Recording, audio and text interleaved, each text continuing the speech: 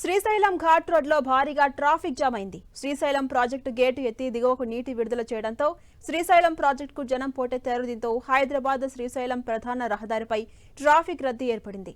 Weekend సెలవులు రావడంతో తెలంగాణ నుంచి శ్రీశైలం ప్రాజెక్టుకు భారీగా ప్రజలు తరలి వెళ్తున్నారు. శ్రీశైలం డ్యాం గేట్ ఎత్తడంతో దిగువను వెళ్తున్నటువంటి నీటిని చూసేందుకు హైదరాబాద్తో పాటు సమీప జిల్లాల నుంచి పెద్ద సంఖ్యలో ప్రజలు శ్రీశైలం వెళ్తున్నారు. భారీగా వాహనాలు రావడంతో ఘాట్ రోడ్డుపై భారీ ట్రాఫిక్ జామ్ అయింది. దీంతో పోలీసులు ట్రాఫిక్ జామ్ ఎక్కడ ఏర్పడకుండా, వాహనాలు ఎక్కడ ఆగకుండా ట్రాఫిక్ ను క్లియర్ చేస్తున్నారు.